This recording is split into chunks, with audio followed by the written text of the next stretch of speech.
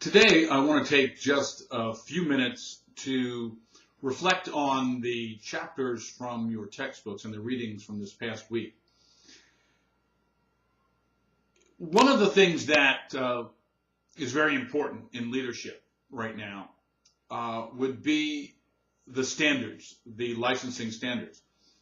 And it's really important because as we look at those standards, oftentimes we think about those in terms of the academic side of the principal's role. But oftentimes people really don't think about those in terms of the financial side of the house. And when you're preparing a budget and you're looking at your financial plan for your school, it's really important that you consider those. Now, perhaps you don't automatically think of the visioning standard for leadership, but if you consider it as the bigger picture, when you're looking at the budget from a financial strategic planning perspective, then the vision and those leadership standards become increasingly important. Now, the first standard is vision. Now, why is that important in a budget? Very simple. Because without a vision for what you want your school to be, it's impossible to create a vision for your school. If all you're doing is simply just keeping it going, you probably won't be around for too much longer. That sounds really harsh, but that's the reality.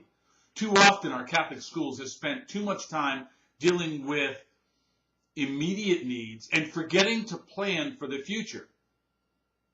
When you look at the number of Catholic schools in the United States in 1950, 1960s, 1970s, and then you see the gradual decline. Part of that decline is because of the fact that we did not look at our schools from a vision standpoint. What is it that we wanted our Catholic schools to be? That's really important. That's important in any type of school, whether you're in a public school or a private school. You must have a clear sense of the vision. What do you want your school to be? Now, the other component, or the next component, is the learning standard. Why is that important? Because everything you do in your budget, all of your expenses, should not only focus on the vision, but they should also focus on the learning standards. How are you going to make sure that your students are learning? The educational environment.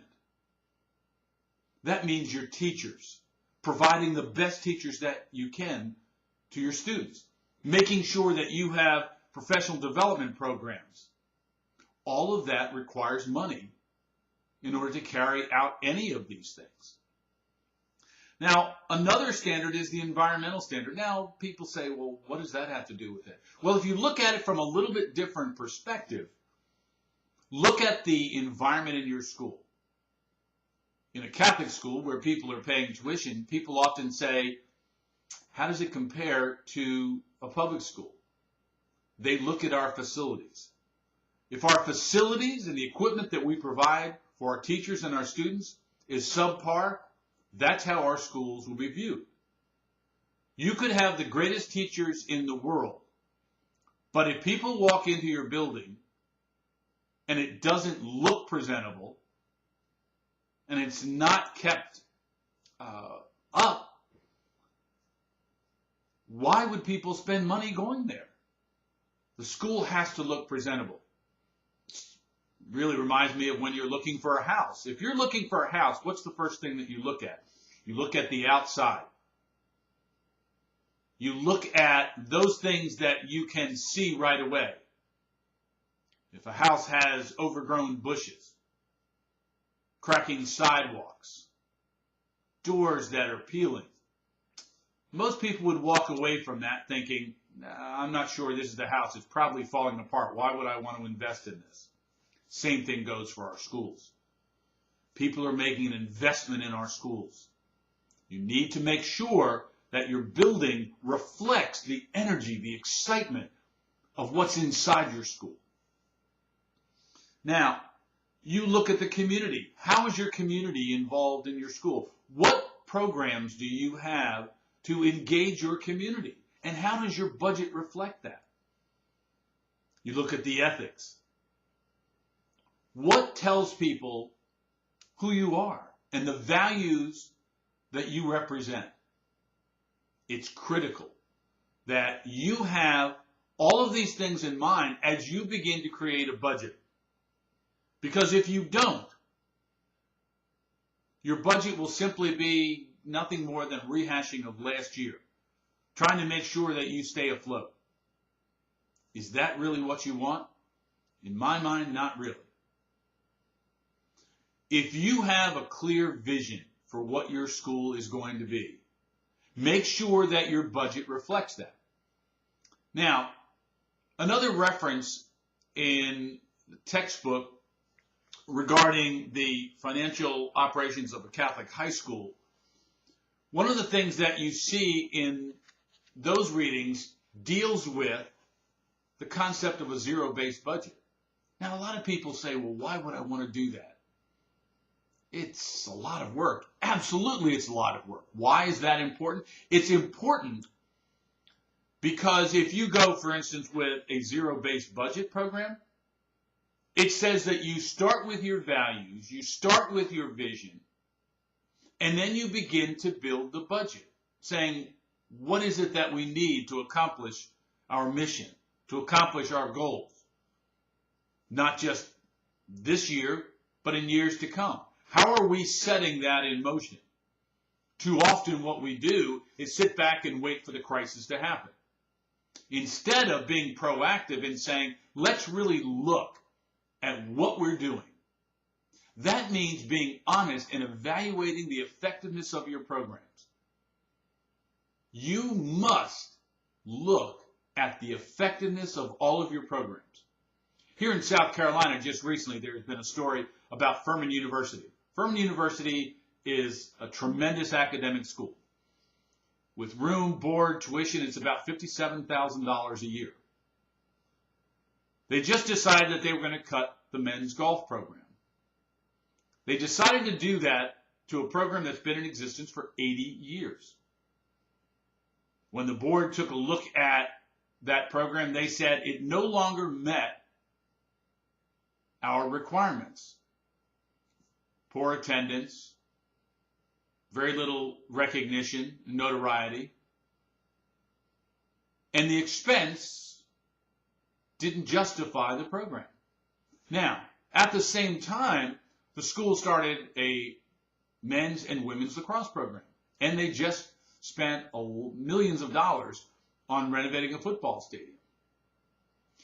What that says is the values that the school is placing on particular academic programs. Now, you might disagree with why they did it and how they did it, but the reality is they looked at it from a vision standpoint and a mission standpoint and a goal standpoint. Was it accomplishing the goals that were set out? In their mind, no.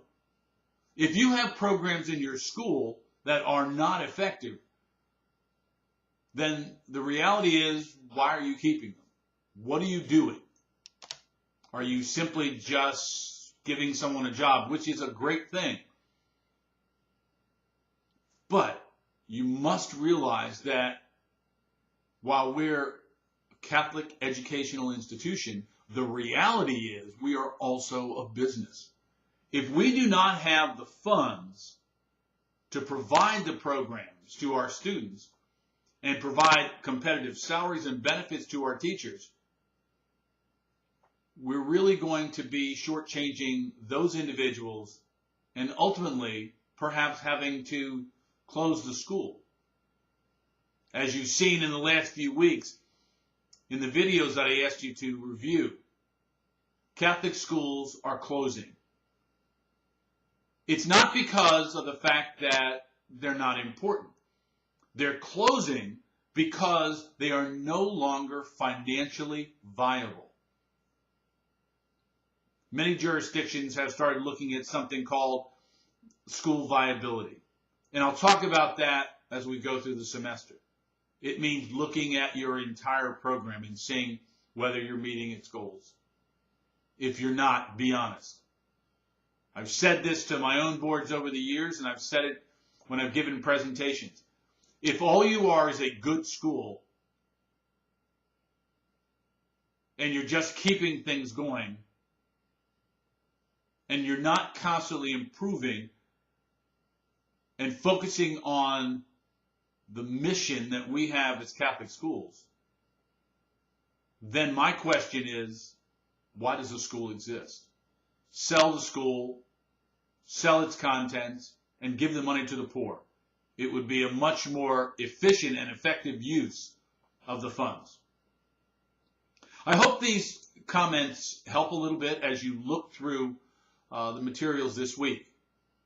The other thing I would encourage you to begin to look at is looking at the budget. Look at the budget from the standpoint of, if you're the principal, how would you go about setting up your budget? We talk about budget assumptions. What are you assuming? That goes back to your vision. If your vision is to have a school of 900 and you only have 250, probably not, but unless you have a plan to raise the student enrollment. Again, you need to have the plan. What's the vision for your school? And then base your assumptions about your budget on those. I'm assuming that I'll have X number of students.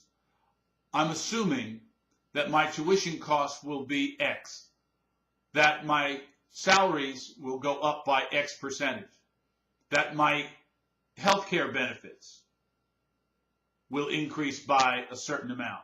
Those are basic assumptions that you need to have. Perhaps you're also saying that the basic assumption is that we need to have more technology. If that's an assumption, make sure that you build that into your vision. Make sure it's clear to all of your constituents. Because without that, people are going to look at your budget and simply say, why do they need that? Why are they raising tuition? Why are they doing this? Why are they doing that? It all goes back to the vision that you, as the head of the school, are putting out there for the world to see. I hope these thoughts help. If you have any questions, as always, please feel free to contact me and we can talk about it. Thanks and have a good day.